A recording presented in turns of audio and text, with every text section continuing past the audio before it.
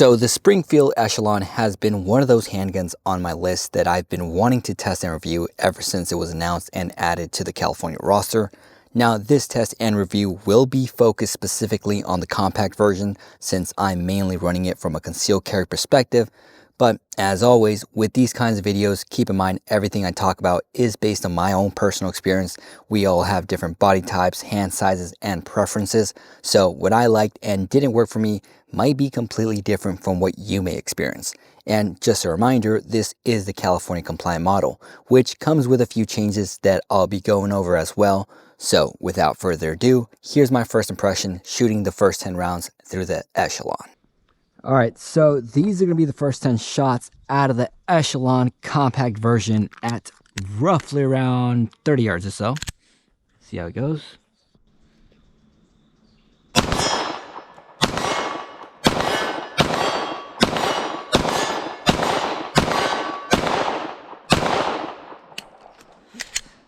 Missed those last two, but other than that, I mean, it's a 9mm. It's a little bit of kick.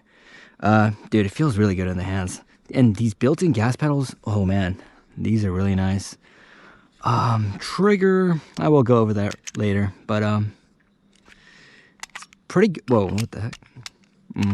All right. It's a good gun. I mean, it sounds stupid to say that, but it's a good gun. I mean, I like the way it feels, love the size of it. Yeah, let's just test it out some more. So starting off the first pro, concealment. The Echelon compact version has a really slim profile to it, which makes a huge difference when carrying under just a single layer of clothing. Printing was almost non-existent. Now, aside from the gun's overall size playing a big part in that, I do want to clarify, I usually wear slightly oversized heavy-duty tees, which already help minimize any printing you'd normally get from the grip. On top of that, my holster setup also contributes a lot to this. I typically run a double clip, a claw, and a wedge on most of my compact handguns to maximize concealment and get the most comfort when carrying. Now, the recoil really wasn't that bad for a 9mm.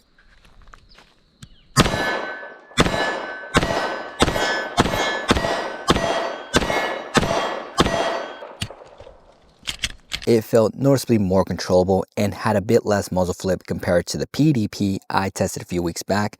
And if any of you, especially my fellow Californians who might be deciding between the two, want a comparison video, just let me know. I'll be down to make that. But with the Echelon, I definitely felt like I was able to get faster, more accurate follow-up shots without having to fight against the gun so much.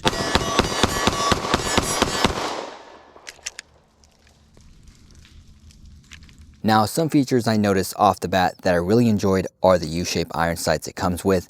I know some people aren't really huge fans of this style of iron sights, but personally I like them. The design naturally pulls my eyes to the bright neon yellow dot, which makes picking up my sights pretty quick.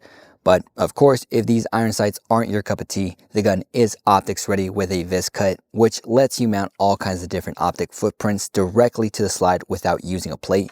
Which, here's a sneak peek of the red dot I am planning to throw on. This right here is the Wolf EDG from Siley, which they sent over for me to test and review.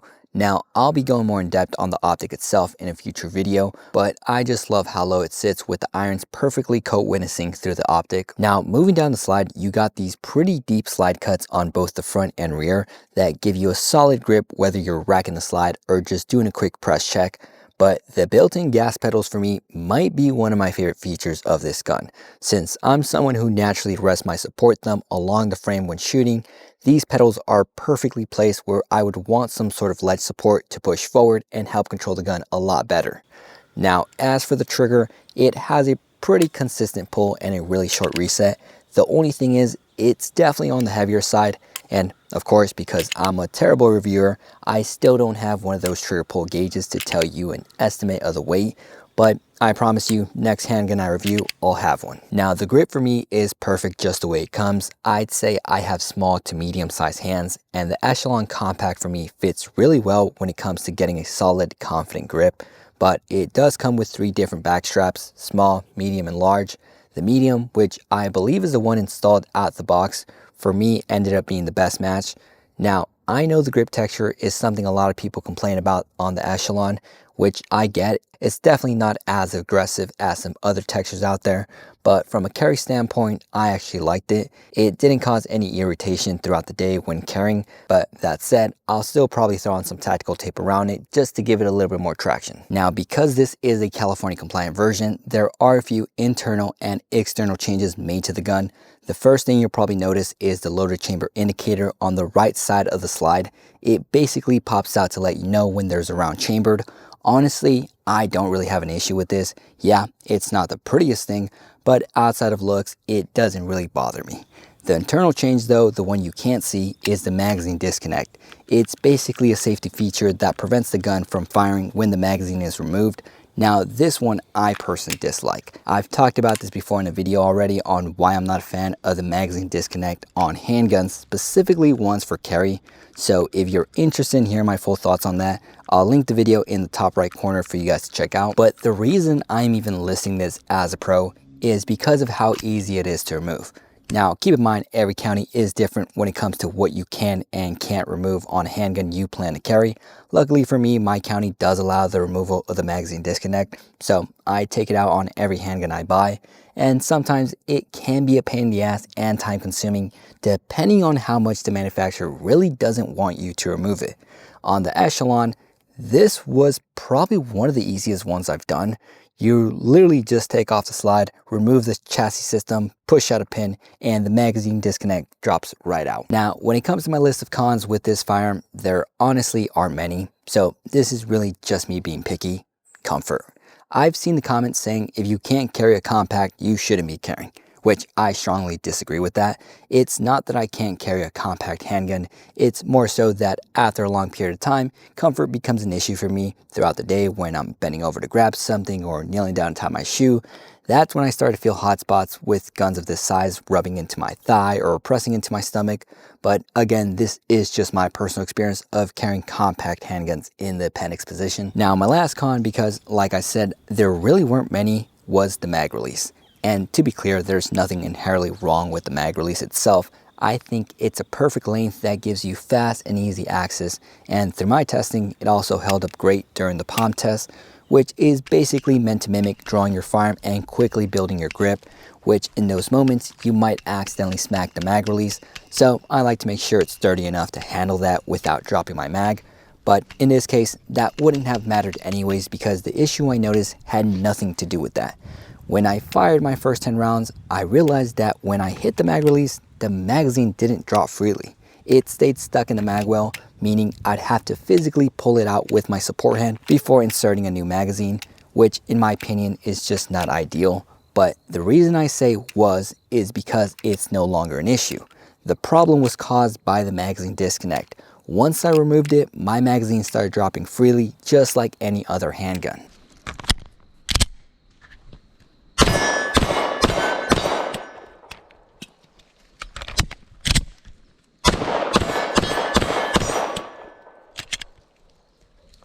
Which pretty much sums up all the little issues I had with the Echelon. Other than that, this gun has honestly been one of my favorite purchases so far.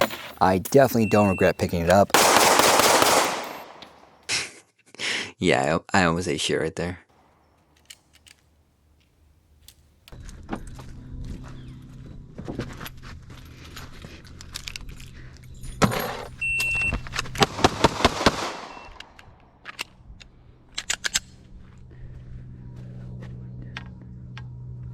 But as always, there's room for improvements. So yes, I'll be doing a few upgrades here and there.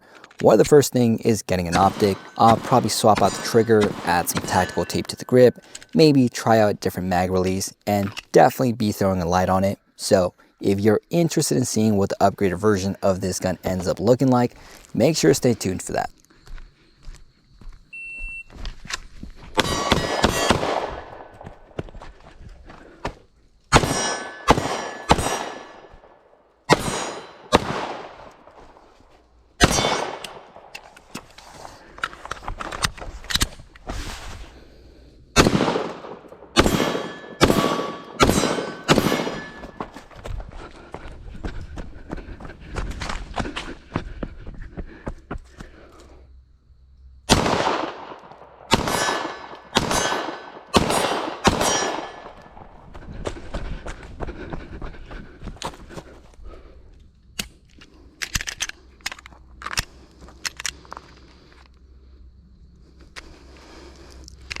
So that's all I gotta say. Hope you guys enjoyed today's video. If you did, make sure to like, subscribe.